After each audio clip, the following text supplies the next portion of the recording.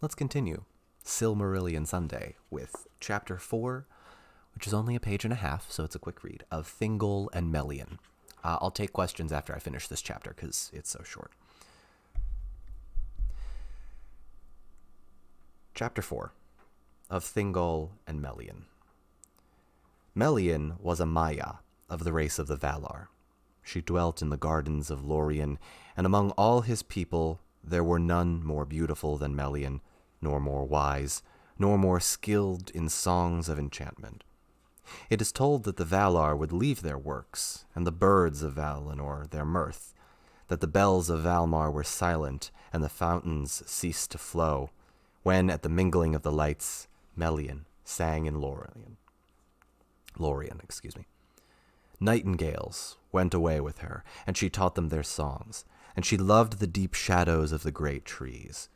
She was akin before the world was made to Yavanna herself, and in that time when the Quendi, which is another name for the elves, awoke beside the waters of Cuiviénen, which is where the elves came into being.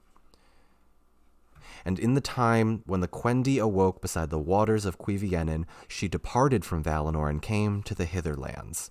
And there she filled the silence of Middle-earth before the dawn with her voice and the voices of her birds. Now when their journey was near its end, as has been told, the people of the Teleri, and the Teleri are another group of elves, the people of the Teleri rested long in East Beleriand, beyond the river Gelion. And at the time many of the Noldor still lay to the westward, in those forests that were afterwards named Neldoreth and Region. Elwë, lord of the Teleri, went often through the great woods to seek out Finwë, his friend, in the dwelling of the Noldor. And it chanced on a time that he came alone to the starlit woods of Non Elmoth. You're going to see the word non pop up a lot. Non is one of the, I want to call it suffixes that Tolkien uses in his works for like a forest or a region of wooded area. For example, there is a place called Amon Sul, which is also called Weathertop. You see it in the first book, in the first movie. It's where the Ringwraiths attack the hobbits and Aragorn saves them. That place is called Amon Sul. The suffix Amon, A-M-O-N, means tower, or like watchtower of sorts.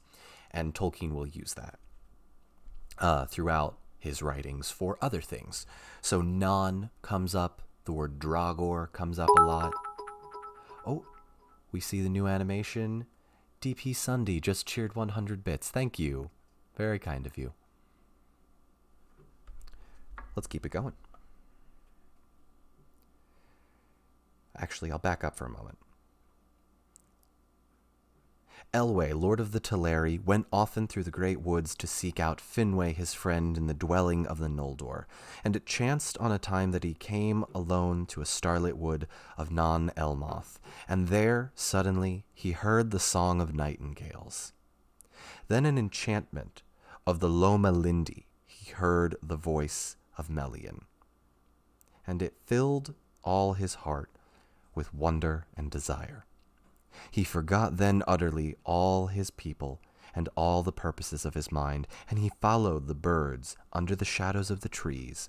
He passed deep into Non Elmoth and was lost.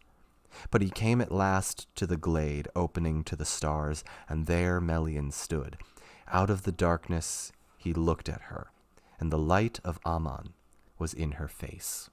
Amon being the light of the undying lands. She spoke no words, but being filled with love, Elwë came to her and took her hand, and straightway a spell was laid on him, so that they stood thus while long years were measured by the wheeling stars above them, and the trees of Non Elmoth grew tall, and dark before they spoke any word. Thus Elwë's folk who sought for him found him not, and Olë took the kinship of the Teleri and departed, as is told hereafter. Elwë Singolo never came again across across the sea to Valinor, so long as he lived. And Melian returned not thither while their realms together lasted. But of her there came among both elves and men a strain of the Ainur who were with Ilúvatar before Ea. That's the wife. Oh, the wife's phone, yes.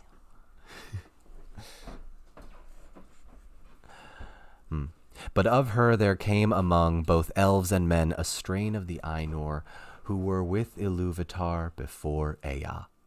In after days he became a king renowned, and his people were all the Eldar of Beleriand. The Sindar, they were named, the Grey Elves, the Elves of Twilight, and King Greymantle was he. Elu Thingol in the tongues of that land, and Melian was his queen, wiser than any child of Middle-earth, and their hidden halls were in Menegroth, the 1,000 caves. I recommend you remember the place Menegroth. If you're taking notes, write that down. The 1,000 caves is going to be important. It comes up quite a bit. And their hidden halls were in Menegroth, the 1,000 caves in Doriath. Great power Melian lent to Thingol, who was himself great among the Eldar. For he alone of all the Sindar had seen with his own eyes the trees in the days of their flowering. And the king, though he was of Umanyar, he was not accounted among the Moriquendi, but with the elves of the light, mighty upon Middle-earth. And of the love of Thingol and Melian there came into the world the fairest of all the children of Ilúvatar that was or ever shall be. That is the end of chapter 4 of the Silmarillion of Thingol and Melian. It's a quick chapter, but Tolkien introduces two of the very important characters that show up much later on. I'm going to take a quick break. Feel free to write any questions down in the comments section below.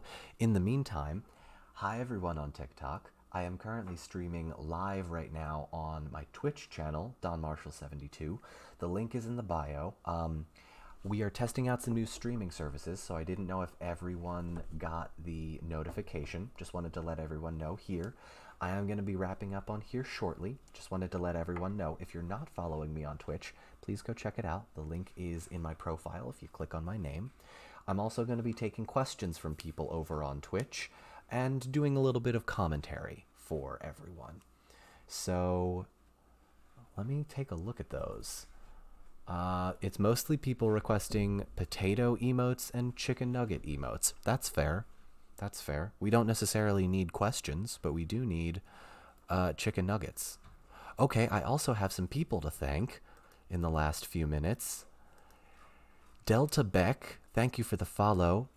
Zackler, thank you for the follow. Captain Catfish, thank you. Mr. Mime, thank you. Cornelio, thank you for the follow. And Imperious I'm going to pronounce that very incorrectly. Imperious Calvis, thank you for the follow. Appreciate it, everyone. So we didn't get, so what you just read was not actually, Charlations was not to Maya getting, having a spell on them in love. Elwë is actually an elf. He is one of the first elves that it becomes very powerful. But Elwë has another name, and his name is Thingol. And Thingol is more or less what he is known as for the rest of the story. And I recommend everybody remember Thingol because he's important and he's going to come up. He's also one of my favorite characters in the Silmarillion. He comes up quite a bit. So, another question from Helena Nine Swan. Do elves ever come back from the Undying Lands? In the first age, they do. We are approaching that point. But it's how they come back that is the real important part. So, Charlations, for an eternity, and they become king and queen. So they become king and queen of a group of elves called the Sindar. And Sindarin, is one of the other languages that Tolkien created. I'll explain languages probably in a video. Oh, Lost Wolfling, thank you for hosting. Much appreciated. Oh, and also Hard Rock, thank you for the follow. Much appreciated. Hey Sabbath, don't worry about being late. That's we only just finished up chapter 4. Only took us about 5 minutes. Lost Wolfling says, what if his other name was Steve? Can you imagine? So yeah, Tolkien uses a lot of different names for different people. Sorry, I can't stop focusing on the very small hairs that I can't get to fall correctly. Tolkien uses a lot of different names for different things. And I think a lot of people don't understand that. So like Mount Doom is only called Mount Doom to men. It has another name called Orodruin. In the same way, in the Silmarillion, a lot of things have a lot of different names. So Elu Thingol is one of his names. Elwë is another one of his names. So Nikki asks, what is the most normal name that Tolkien ever used besides Tom? Tom Bombadil is definitely the most common name. I don't necessarily know if there was another common name. Maybe Sam? Sam's one. Okay, yeah, people are saying Sam in the comments. Yeah, that's probably another good one. So Charlations asks, how did they become king and queen if they were just lost standing in a forest forever? So they don't stand in the forest forever, actually. And I think that a part of Tolkien's writing, you can kind of interpret it as, did they stand there for many years, or did it seem like many years to them had passed? It's kind of unclear. I like to think that like they stood there for a while and got in. Thank you, honey. For those that don't know, my wife just subscribed to my channel. That is Nat20Wife. She has her own emote on here. It's the Nat20 dice. Thank you, honey. Oh, also Bill the Pony. That's another pretty good one. Yeah, my own wife just subscribed to my Twitch channel. She's in the other room. Thank you, honey. You just wanted to see your name pop up. You could have just unfollowed and followed. Same thing. Oh, no, it's just for subscribers that the little name badge comes up over here. Nice. All right. So real quick, before we start Chapter 5, I wanted to give a quick shout out to the TikTok people because I am going to wrap up that live stream. Hi, everyone on TikTok. I am doing something called Silmarillion Sunday. Feel free to follow there. I'm going to wrap this up here. I didn't know if everyone got the notification because we started some new streaming software and wanted to make sure everyone knew that we were here for Silmarillion Sunday. I am reading through the Silmarillion. We are about to hit Chapter 5. Come join us, and I'll answer some questions every so often and explain a little bit more. The link to it is in my bio. Go click on the name. Thank you all so much for joining. I am going to wrap up here, and I will see you all later. Bye. Thanks, everyone. Am I a Tolkien scholar or just a fan? I would love to be a Tolkien scholar. But no, I am really just a fan that has been reading for basically since I was about 12 or 13 Tolkien books. All right. So I'm going to go ahead and get started on Chapter 5. And I'll pause every once in a while and take questions. I'll also pause to explain every once in a while if something gets fairly complicated. I want to say we will try and finish up Chapter 5 because it's only 1, 2, 7. I want to say it's 5 pages, so we should get through that fairly quickly. Here we go. Chapter 5 of Eldamar and the Princes of the Elderly. I'm probably going to pronounce some of these names incorrectly. I apologize. In time, the host of the Vanya and the Noldor, which are the different groups of elves, came at last to the western shores of the Hitherlands, which is Middle-earth. In the north, these shores in ancient days after the Battle of the Powers bent ever westward, until in the northernmost part of Arda only a narrow sea divided Aman, upon which Valinor was built from the hitherlands. But this narrow sea was filled with grinding ice because of the violence of the frost of Melkor. Therefore Orome, who is one of the Valar, did not lead the host of the is it Eldali? I probably should have looked this up, but that's okay. I'll call them Eldali. The Eldale into the far north, but brought them to the fair lands about the river Tirion, that afterwards were renamed Beleriand. And Beleriand is a part that we are going to, a region we are going to come back to many times, so I would recommend you remember Beleriand. Therefore, Orome did not lead the host of the Eldale into the far north, but brought them to the fair lands about the river Tirion, that afterwards were named Beleriand. And from those shores, whence the first Eldar looked in fear and wonder on the sea, there stretched an ocean, wide and dark and deep, between them and the mountains of Aman. Lorden, thank you very much for the sub. I believe that sub has started a hype train. Appreciate it, everyone. Thank you so much. Now Ulmo, who you'll remember is the Poseidon-like character of the Valar.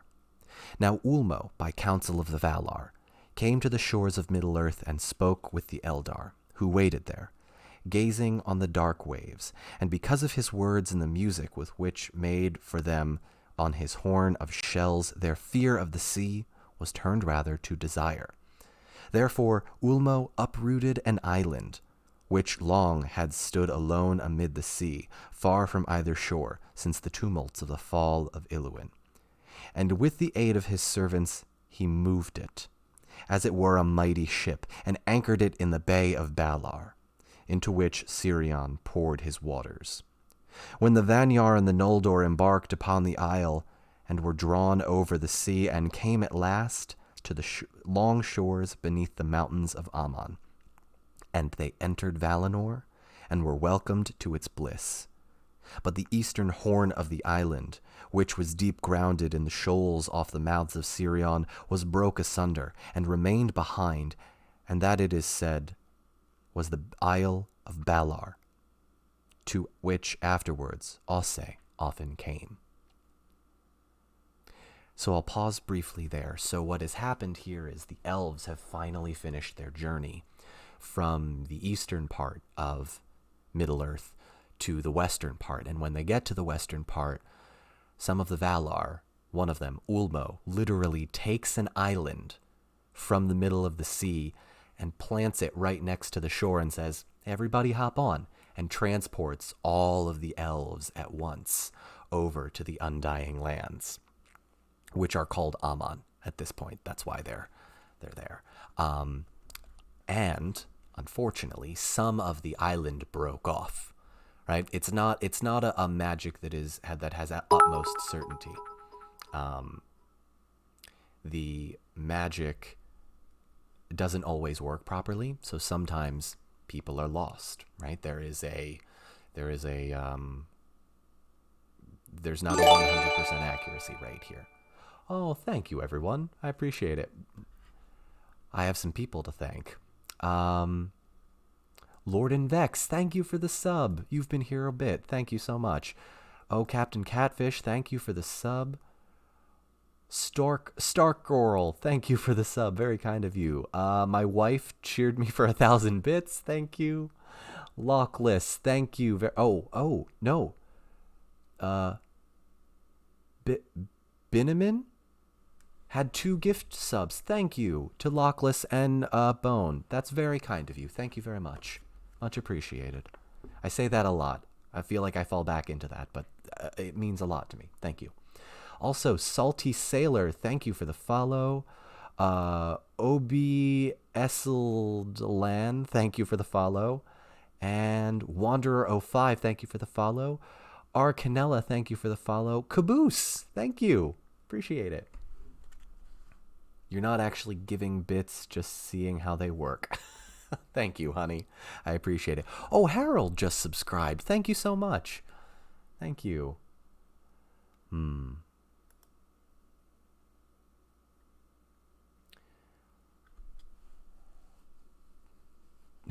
All right. So I'm gonna keep going.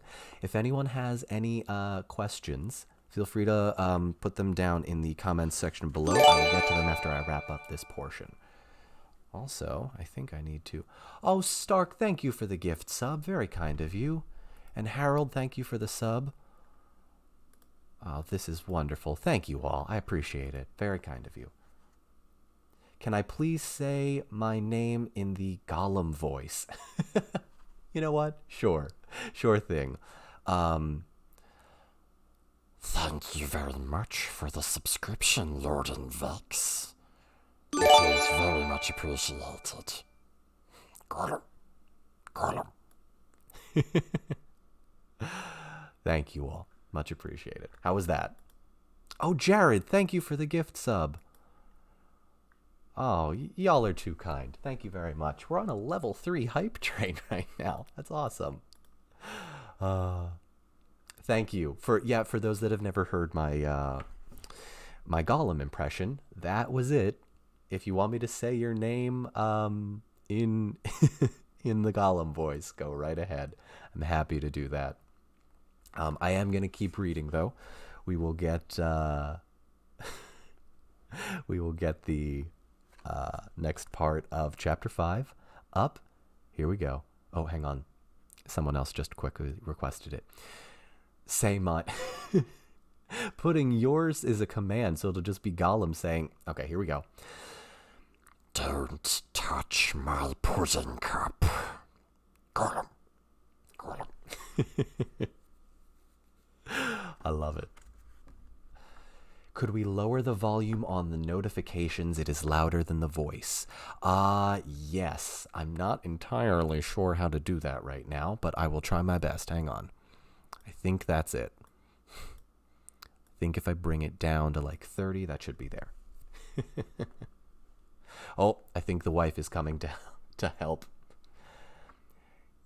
You can tell you how to do that over Discord. Yeah, Oh, the wife is here. The wife is here to fix everything. Hold my crackers. Welcome to Silmarillion Sunday, where sometimes... Oh, that's the alert box, and we turn it down.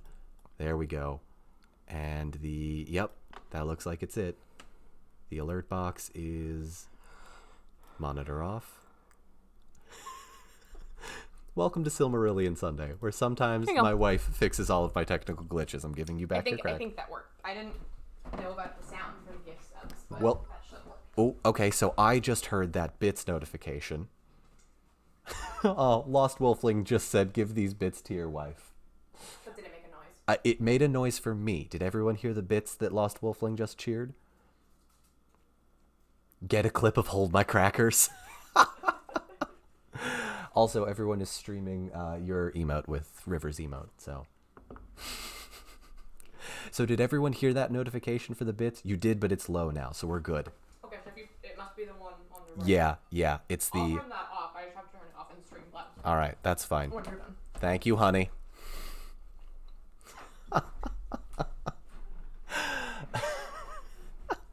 Good.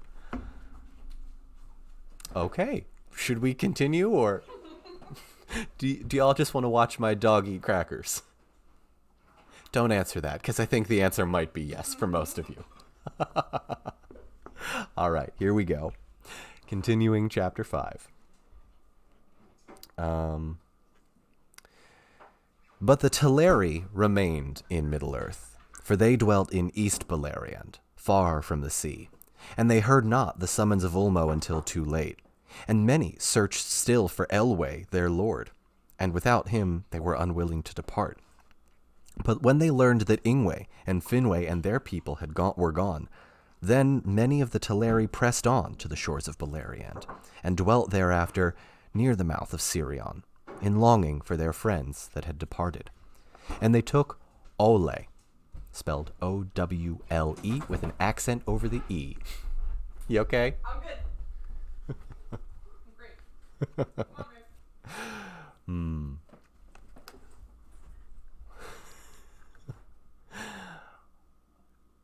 Lost Wolfling, thank you for the bits again, and Delta Beck, thank you for the follow. We just completed a level 2 hype train, and it looks like we got 2 emotes.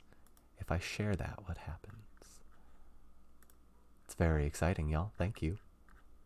Great work. We got the Hype Ranger, Hype Heart, Hype Target, Hype Hit, and Hype Miss. Excellent. Looks like that's what we got. Thank you all so much. Very kind of you. Oh no, the dog's still here, looking for lost cheese. All right, let's continue.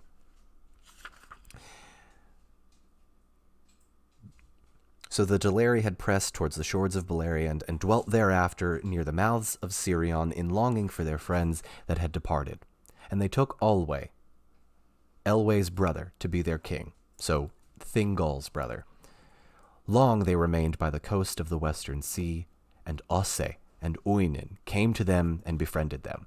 You'll remember Osse and Oinen from a couple of chapters ago. They are some of the Maiar that work for Ulmo, so they're like the spirits or the demigods that help the Valar in their tasks. And these two have a lot to do with the oceans and the seas.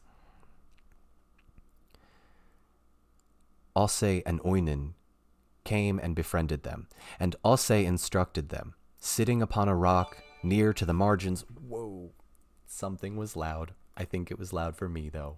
Was that loud for you as well? Actually, what was that? Honey, are you gifting out subs on my stream? Thank you. Very kind of you. Was that really loud for everyone else? Only loud to me. Okay, great. Sorry, still get a little shocked. Maybe I should take this off. My wife is giving me tech support in the chat. Thank you, honey. There we go. Thus it came to be that the Teleri, who... What's up? I'm going to make it so it's not loud for you. Oh, thank you. Thus it came to be that the Teleri, who were from the beginning lovers of water and the fairest singers of all the elves, were after enamored of the sea, and their songs were filled with the sounds of waves upon the shore. That sounds pretty great. That should be good. Perfect. Thank you, honey. Again.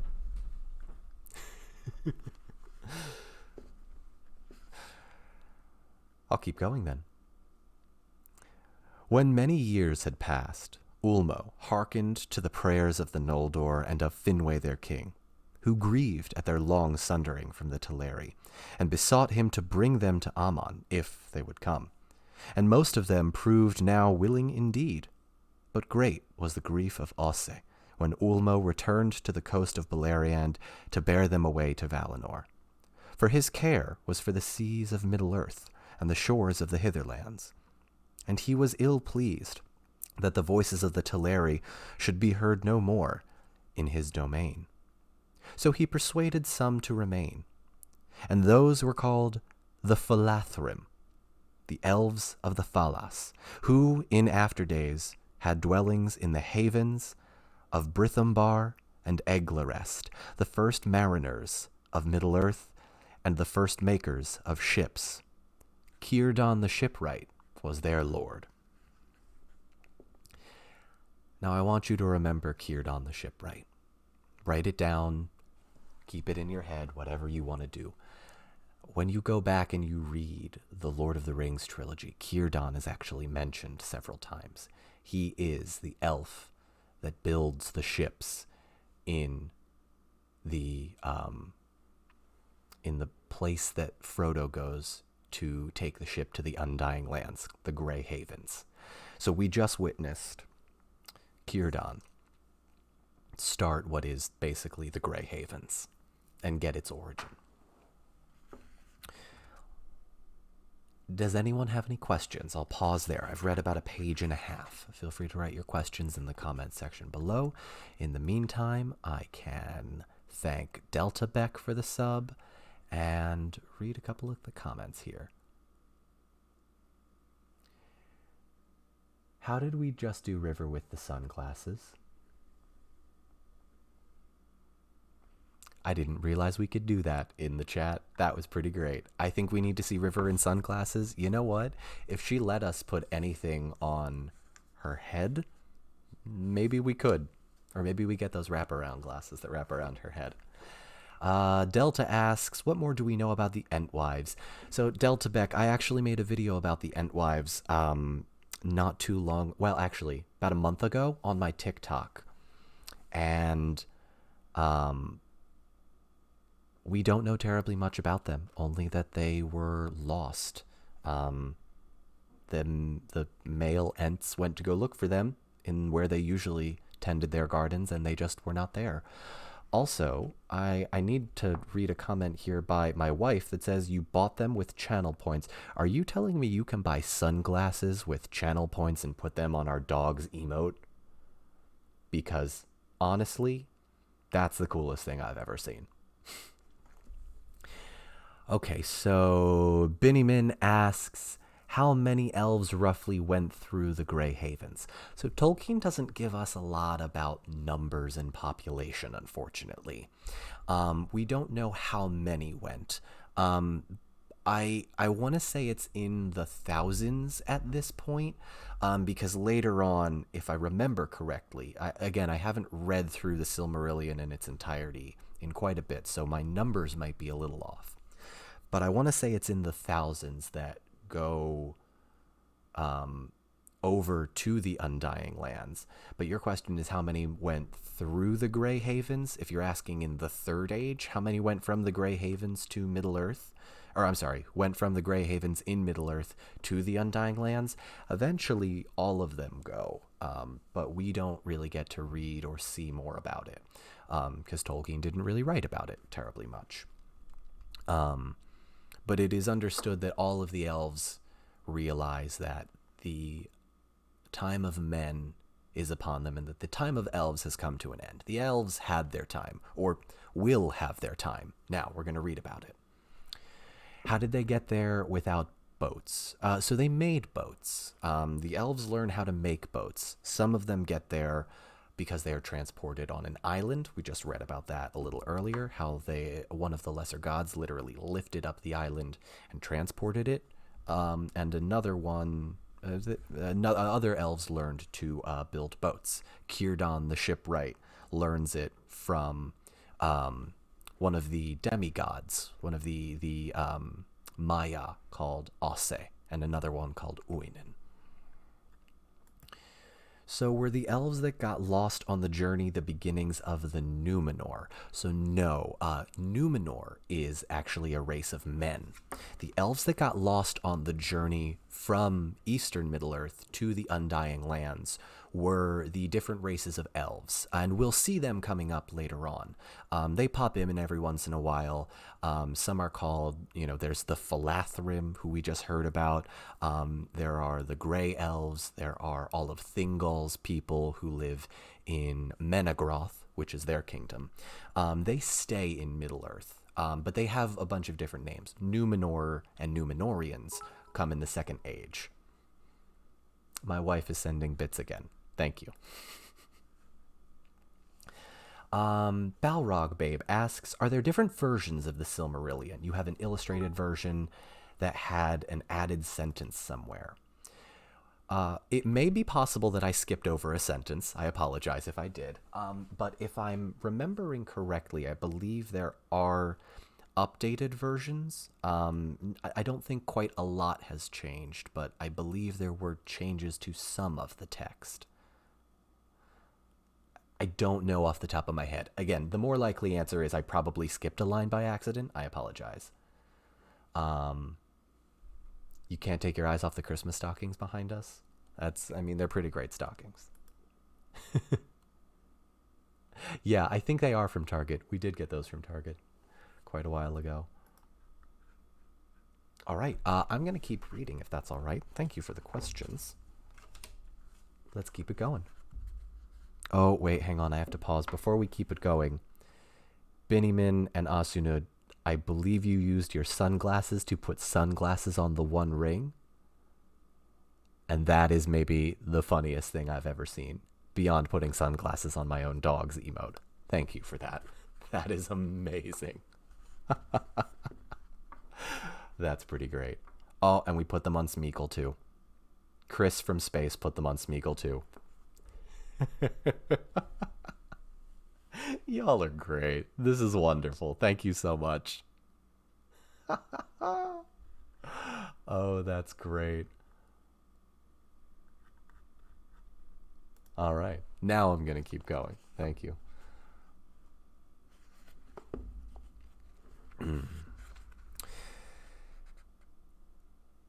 Here we go. The kinsfolk and friends of Elwë Singolo, who you'll remember is that elf that fell in love with the Maiar called Melian last chapter. The kinsfolk and friends of Elwë Singolo also remained in the Hitherlands, seeking him yet, though they would fain have departed to Valinor and the light of the trees, if Ulmo and Olwe had been willing to tarry longer. But Olwe would be gone, and at last the main host of the Teleri embarked upon the isle, and Ulmo drew them far away. Then the friends of Elwë were left behind, and they called themselves Eglath, the Forsaken People. So someone that had that question about who the Númenóreans were, this is another example of the names of elves that come in. So these are called the Eglath, the Forsaken People. They dwelt in the woods and themselves... They dwelt in the woods and hills of Beleriand, rather than by the sea, which filled them with sorrow. But the desire for Aman was ever in their hearts. And when Elwë awoke from his long trance, he came forth from Nan Elmoth with Melian, and they dwelt thereafter in the woods in the midst of the land. Greatly though he desired to see again the light of the trees, in the face of Melian he beheld the light of Aman as in an unclouded mirror. And in that light he was content. His people gathered about him in joy, and they were amazed.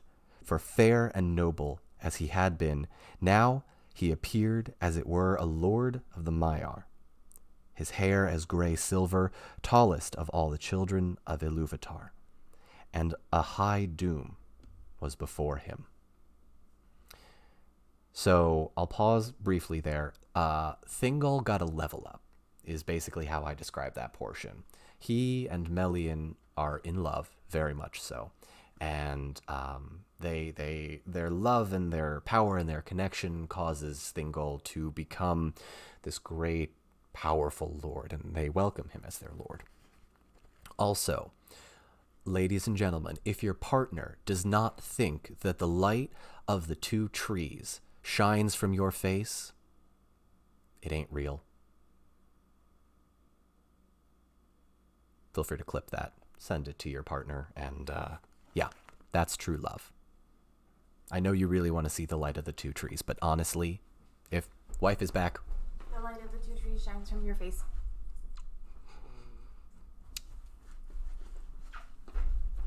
This is me avoiding doing work.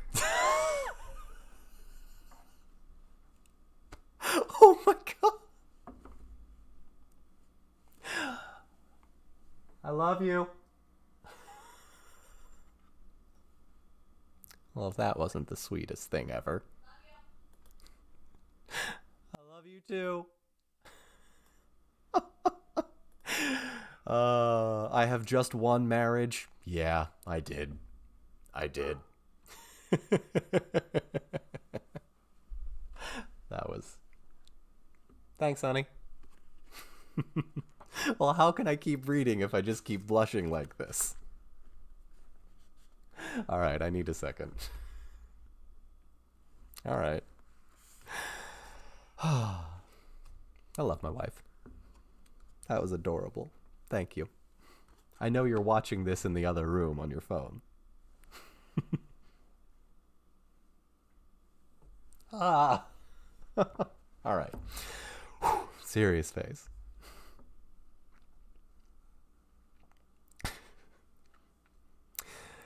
Now I'll say... Sorry.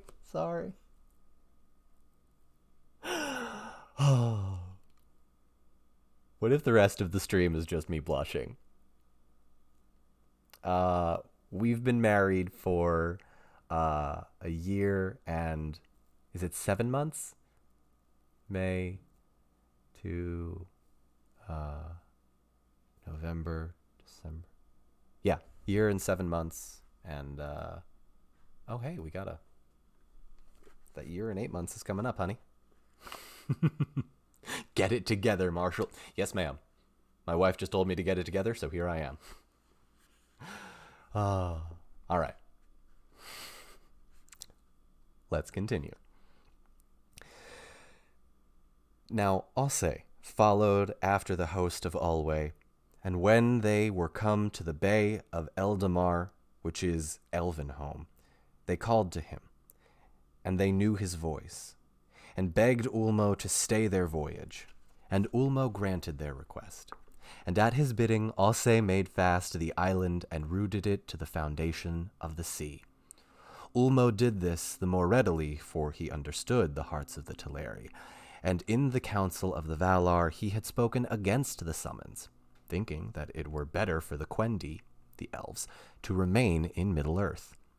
The Valar were little pleased to learn what he had done, and Finwë grieved that the Teleri came not, and yet more when he learned that Elwë was forsaken, and he knew that he should not see him again, unless it were in the halls of Mandos. I'll pause briefly there really quickly. I believe I've mentioned it before, but it bears repeating. The halls of Mandos are the place where the spirits of the elves go. And when an elf dies, its spirit travels to the halls of Mandos, and after a while, they can come back to their physical bodies. Very few have done it, and we really only know of one that has, and we actually see him in this book. His name is Glorfindel. Feel free to write that down, Glorfindel, if you want.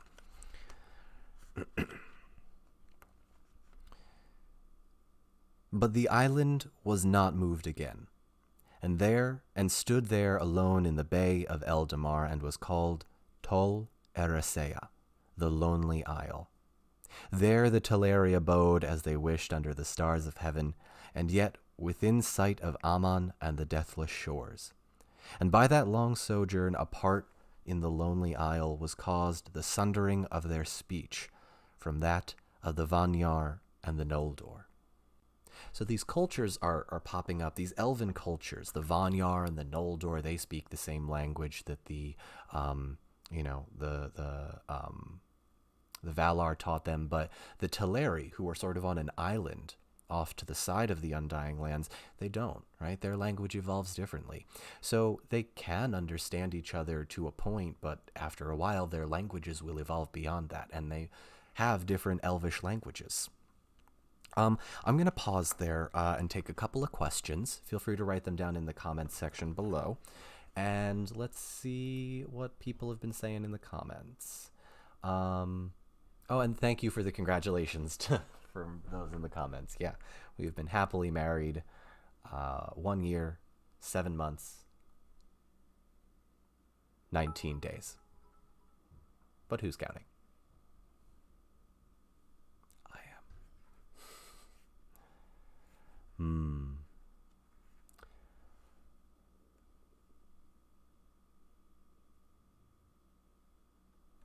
Benny says, you're coming up on 9 years of marriage. Congratulations. Congratulations.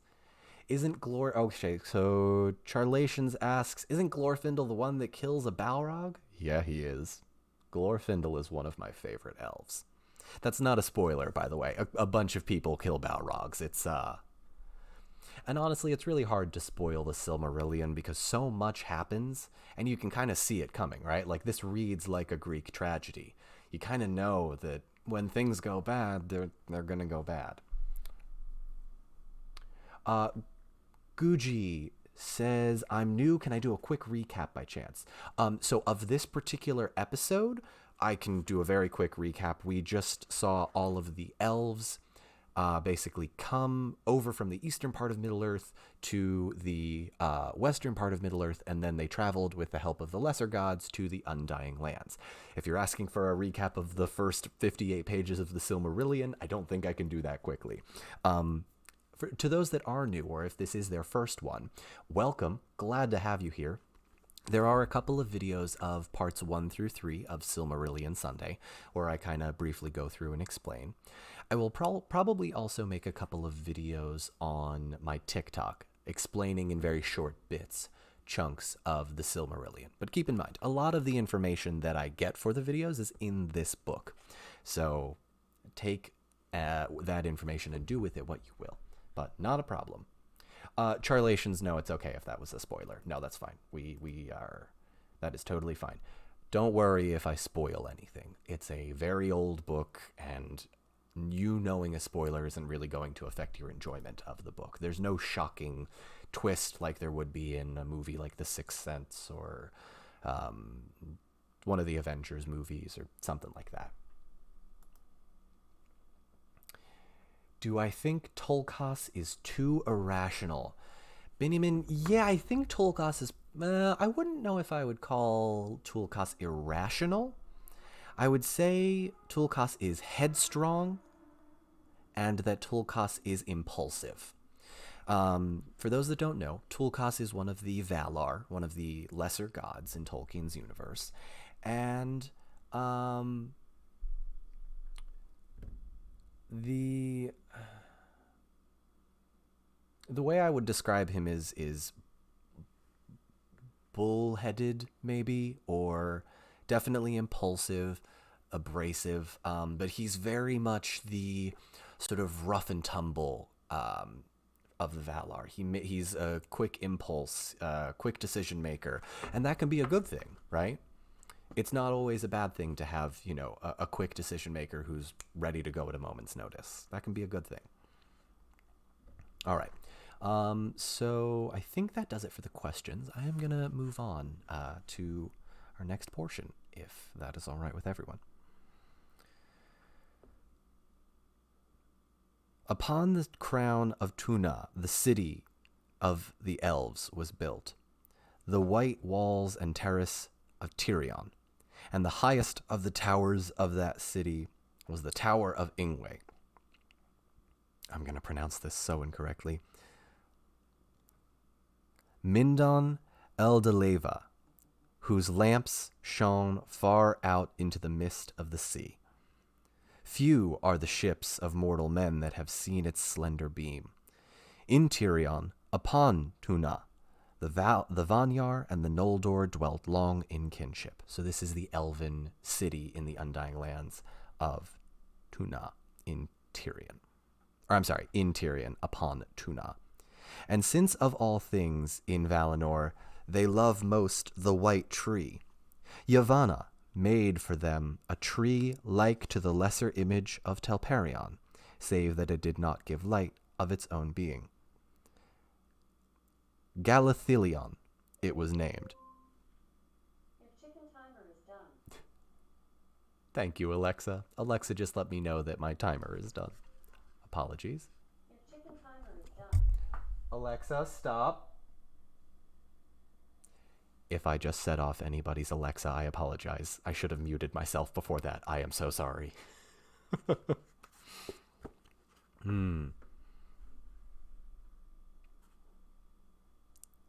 All right, so let's continue. Sorry about that.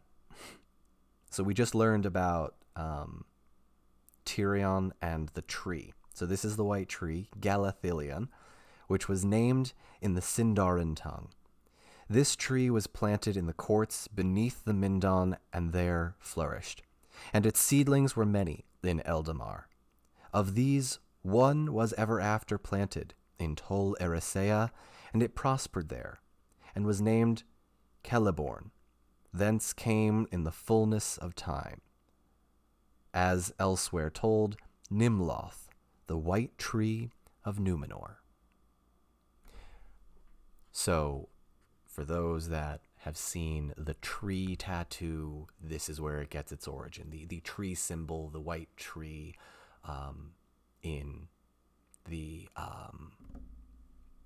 Minas Tirith, this is the origin story. This is the original tree that was created from a sapling of this, or from a seedling of this tree. And it is called Galathylion, in case anyone wants to know, or write that down. It's not necessarily important, but it's a cool, fun fact. Maybe I make a video about that. I'm going to write that down. Please hold.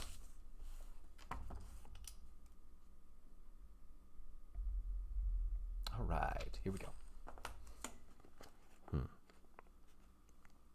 Let's continue. Manwe and Varda loved most the Vanyar, the fair elves, but the Noldor were beloved by Aule, and he and his people came often among them. Great became their knowledge and their skill, yet even greater was their thirst for more knowledge, and in many things they soon surpassed their teachers. They were changeful in speech, for they had a great love of words, and sought ever to find names more fit for all things that they knew or imagined. This is more or less where we get Tolkien's excuse to just keep naming things. It's a delightful thing. It can be a little annoying for people trying to remember all of the names like me, though, so. Also, someone just asked a question very quickly. I want to clarify from a previous portion. Is it Celeborn with a K or Celeborn? So it is Celeborn, but it is spelled Celeborn. It is also the name, I believe, or maybe it is. Yeah, it's the Celeborn, which not to be confused with Galadriel's husband, Celeborn. Tolkien has a thing for reusing names sometimes. We're going to see that come up later on. Anyway, let's continue. They were changeful in speech, for they had a great love of words, and sought ever to find names more fit for all things they knew or imagined. And it came to pass that the masons of the house of Finwë, quarrying in the hills after stone, for they delighted in the building of high towers, first discovered the earth gems, and brought them forth in countless myriads. And they devised tools for the cutting and shaping of gems, and carved them in many forms. They hoarded them not, but gave them freely, and in their labor enriched all of Valinor. The Noldor afterwards came back to Middle-earth, and this tale tells mostly of their deeds. Therefore the names and kinships of their princes may here be told, in that form which these names later bore in the tongues of the elves of Beleriand. I'm going to pause briefly there and preface this. What we're about to read is about a page and a half of basically exposition of the names and houses of all of the important players that are going to pop up in the rest of the Silmarillion. If anyone is taking notes, feel free to do so now. I will give you spellings and I will give you a brief description of each as we go, because you're going to want to remember these and you're going to want to probably keep them in your head for what they are going to do. They haven't really done anything important yet, but listen up. This is the important part. Here we go. Finwë was king of the Noldor. The sons of Finwë were Feanor, and Fingolfin, and Finarfin. But the mother of Feanor was Miriel, Serinde, whereas the mother of Fingolfin and Finarfin was Indis of the Vanyar. So, that is probably the most important elvish family. The line of the House of Finwë is arguably the most important elvish line to ever exist. It is... I'm not saying that family caused the most problems, but it certainly was responsible for a lot of the things that are going to happen in this book. So, Finwë marries Miriel and has a child named Feanor. Later, he gets remarried to an elf named Indis, and Indis has two children named Fingolfin and Finarfin. Yeah, feel free to take notes later. I'll bring all of these names up again, but keep them in your head. I want to stress this importance, because it is. get ready, folks, because we're about to be introduced to basically the most powerful elf to have ever lived. Here we go. Feanor was the mightiest in skill of words and of hand. More learned than his brothers, his spirit burned as a flame. Fingolfin was the strongest and most steadfast and the most valiant. Finarfin was the fairest and the most wise of heart. And afterwards he was a friend of the sons of Olwe, lord of the Teleri, and had to wife Iarwen, the swan maiden of Alqualonde, Olwe's daughter. The 7 sons of Feanor were Maedhros the tall, Maglor the mighty singer, whose voice was heard far over land and sea, Celegorum the fair, and Caranthir the dark, Corufin the crafty, who inherited his father's skill of hand, and the youngest, Amrod and Amras, who were twin brothers, alike in mood and face. In latter days they were great hunters in the woods of Middle-earth, and a hunter also was Celegorum, who in Valinor was a friend of Orome, and often followed the Vala's horn. So, these are Feanor's children. I'm not going to say they are also the cause of most of the problems in Middle-earth, but I don't think anyone would disagree with me if I said that. The sons of Feanor are going to show up a lot in this book, and they are going to cause a lot of problems, and they're going to do a lot of great deeds. Some terrible, but great. There's your Harry Potter crossover for the day. So we just learned about the sons of Feanor. We're now going to learn about the sons of Fingolfin.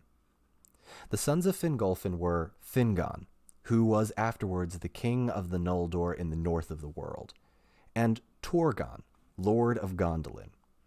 Their sister was Aridel the White. She was younger in the years of the Eldar than her brothers, and when she was grown to full stature and beauty, she was tall and strong, and loved to ride and hunt, and loved much to ride and hunt in the forests. There she was often in the company of the sons of Feanor, her kin, but to none was her heart's love given.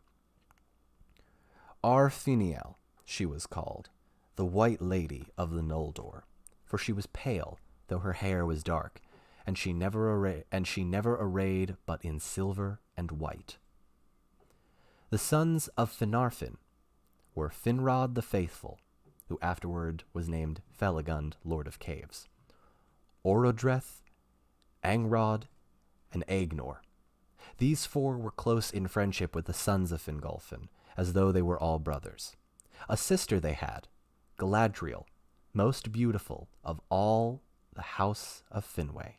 Her hair was lit with gold as though it had caught in a mesh of the radiance of Laurelin. I'm going to read that again because it's important. A sister they had, Galadriel, most beautiful of all the house of Finwë. Her hair was lit with gold as though it had caught in a mesh the radiance of Laurelin. So, that part is probably the most important part that I ask people to remember, and it's also where we lose a lot of people, because it is literally just a list of names that sometimes get changed and sometimes don't.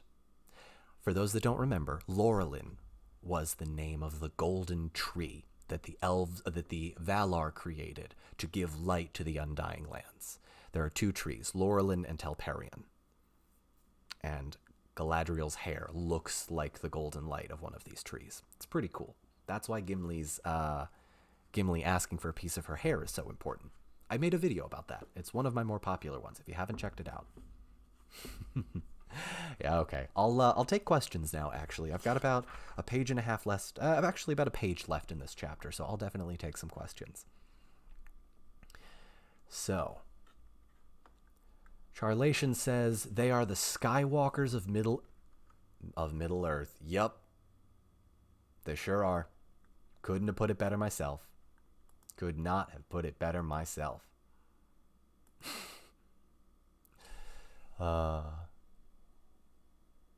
Also, Guji, it is okay if you do not remember the spellings of all of these names.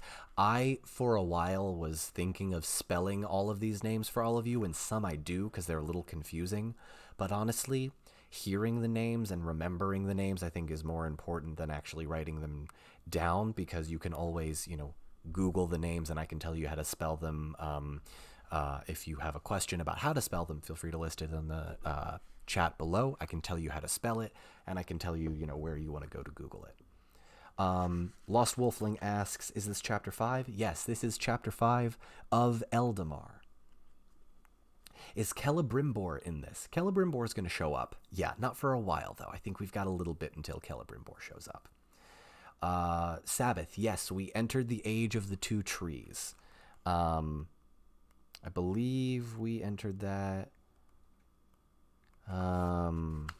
Was that chapter 3 or chapter 2? Not terribly sure off the top of my head, but yes, we are currently in chapter 5. All right. I think that's it for the questions that I see for right now. Feel free to continue asking them. I can pick them up in a couple of paragraphs, but otherwise, here we go. Here must be told how the Teleri came at last to the land of Aman.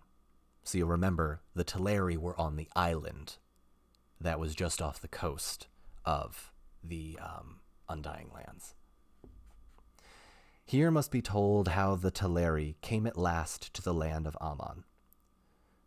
Through a long age they dwelt in Tol Eressëa, which is that island they were on, but slowly their hearts were changed, and were drawn towards the light that flowed out over the sea to the lonely isle. They were torn between the love of the music of the waves upon the shore and their desire to see again their kindred, and to look upon the splendor of Valinor. But in the end, desire of the light was stronger. Therefore Ulmo, submitting to the will of the Valar, sent to them Osse, their friend, and he, though grieving, taught them the craft of shipbuilding. And when their ships were built, he brought them, as his parting gift, many strong-winded swans. Then the swans drew the white ships of the Teleri over the windless sea, and thus at last and latest they came to Aman and the shores of Eldamar.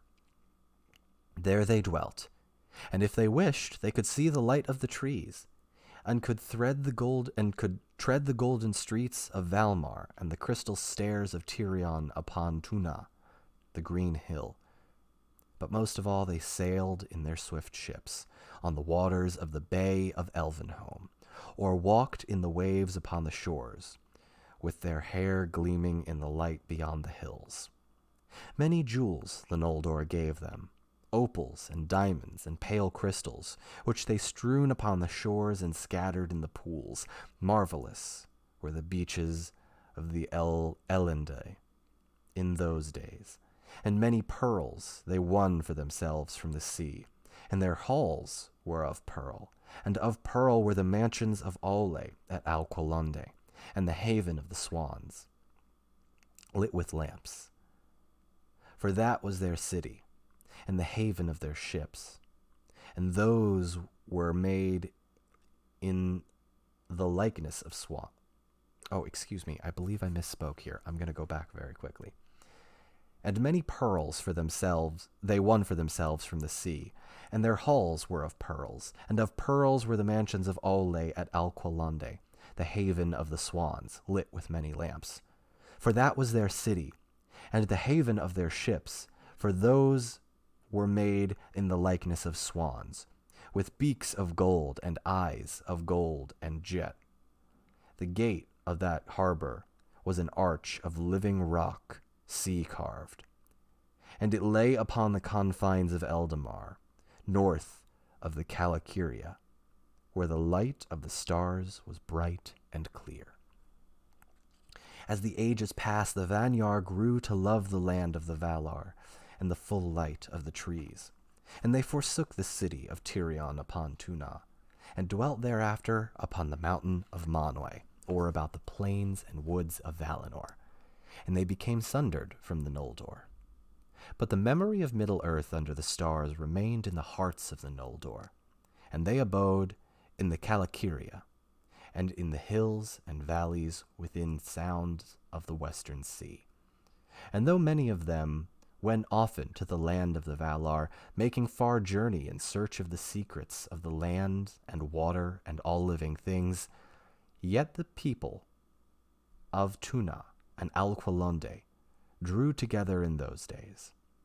Finwë was king in Tirion, and Aule in Alqualonde. But Ingwe was ever the king in Tirion. But Ingwe was ever held the high king of all the elves.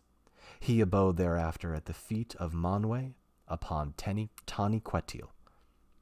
You'll remember from a few chapters ago, Tani Quetil is the place where the Valar live.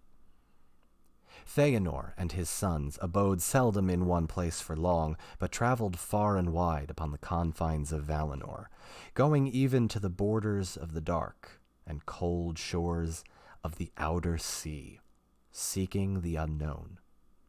Often they were guests in the halls of Aule, the Valar.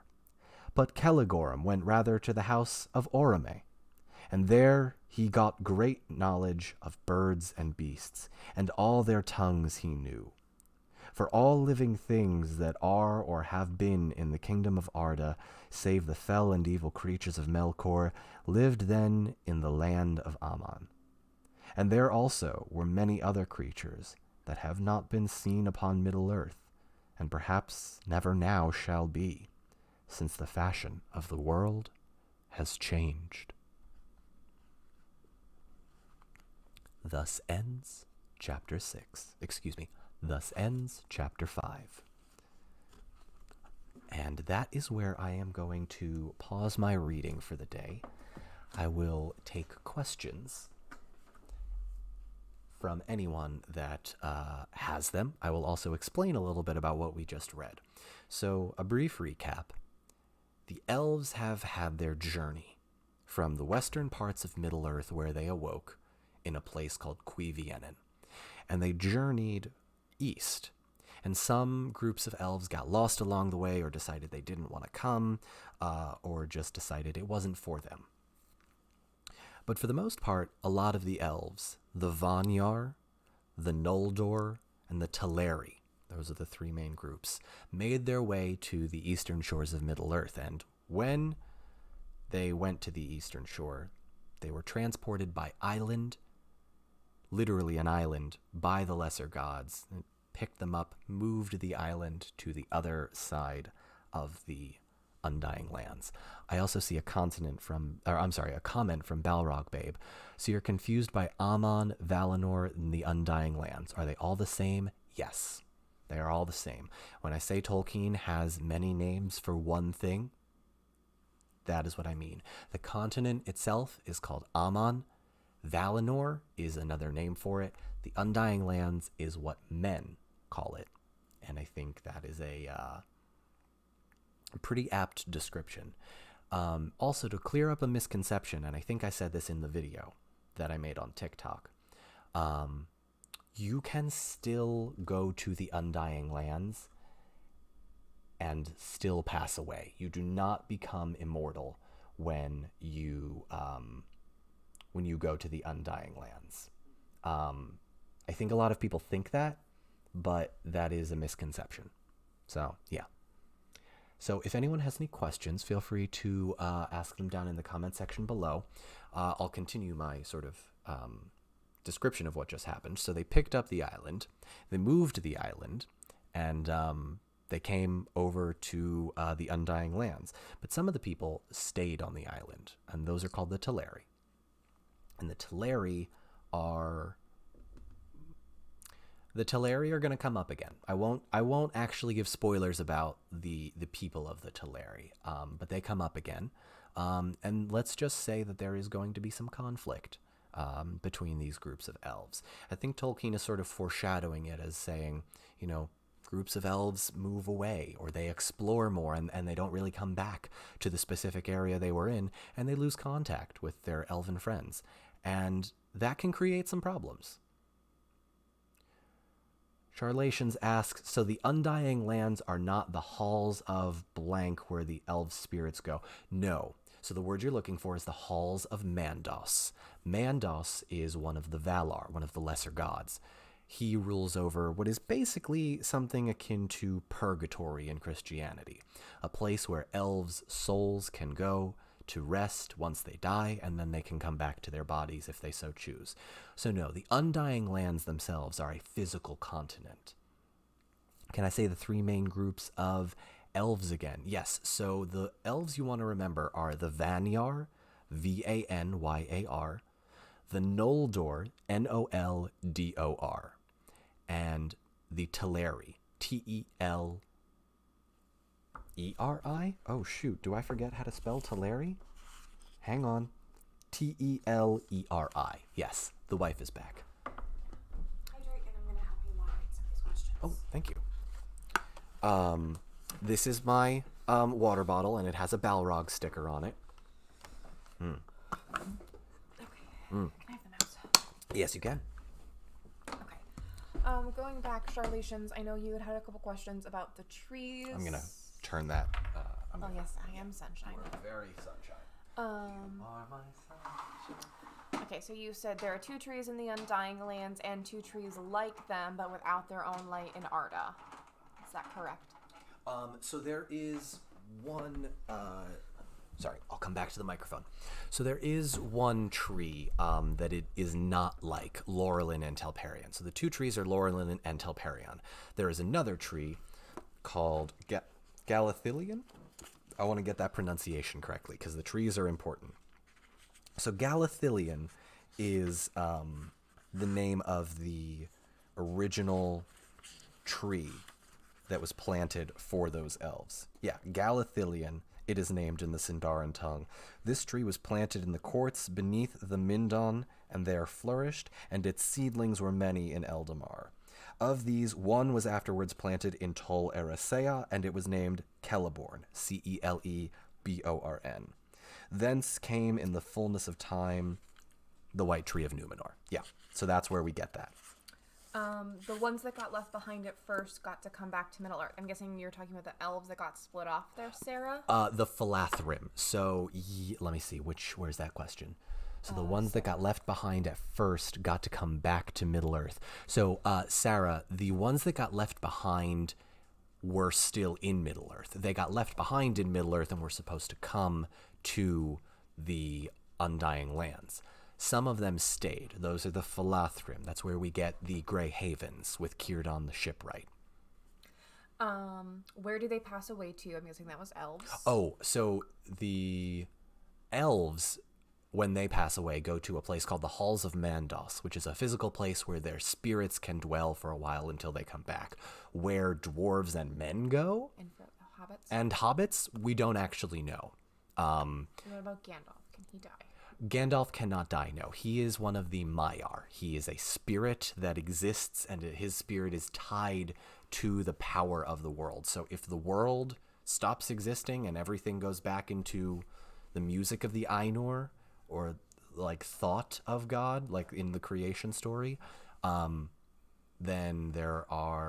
then maybe. Oh, hey Thor, welcome.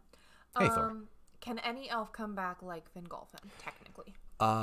Technically, yes, but very few do. We actually, off the top of my head, I think Fingolfin is the only one that we see come back from the first age into the third age. Yeah, Rebecca, you get a star when you've subbed for a month, I believe, or you're a 1 month subscriber is what a star means. Yeah.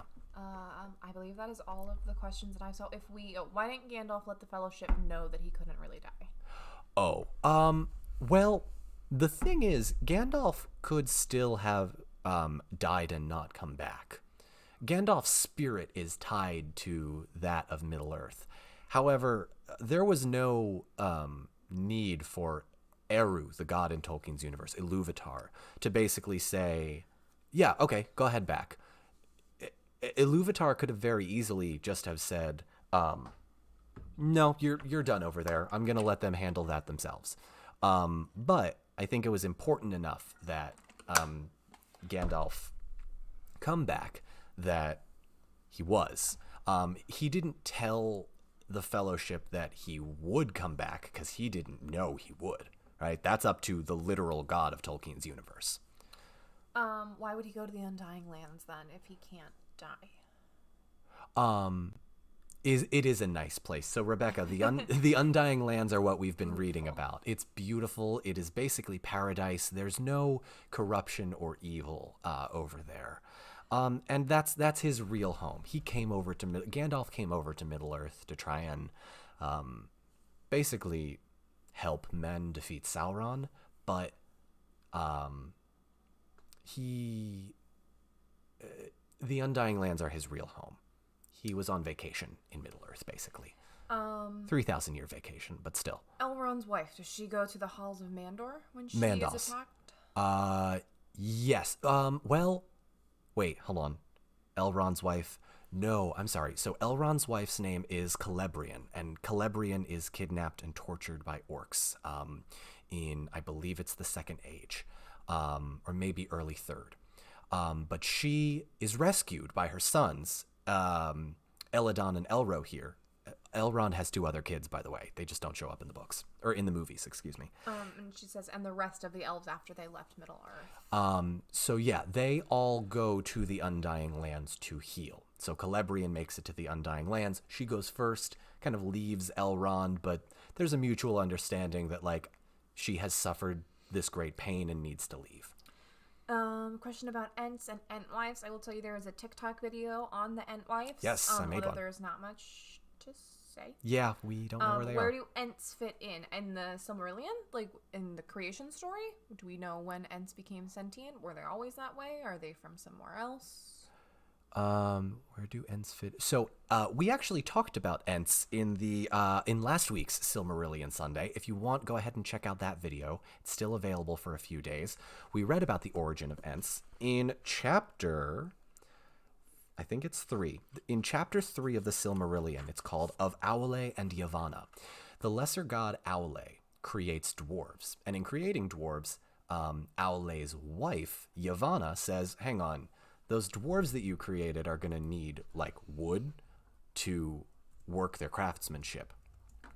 And so Yavanna says, all right, fine, well, if you're going to create the dwarves, I'm going to create the Ents, these sentient tree guardians that are just kind of hanging out and protecting the forests, because I don't want your dwarves to just topple my forests. I love the forests. So I hope that helps. Also, my wife is on the chat. She's signing her name then. So that's when you see my name there, that's also her. What else we got? If you use a Prime subscription or turned off auto resubs, you have to do it each month. Yep. Thank you, Lost Wolfling. Yep. All right. So we have just about reached an hour and a half. I think I'm going to wrap up for Silmarillion Sunday, but thank you all so much for joining. This has been one of my favorite parts of the week. I look forward to this. A special thanks to my wife for literally setting all of this up like an hour beforehand so that we could have the cool, like, things pop up and stuff. There was a way to replay it. I don't know if it'll show up on... I think it just says it's a test. I don't think they'll see it. All right. Maybe you try it. I'd love to. Here we go.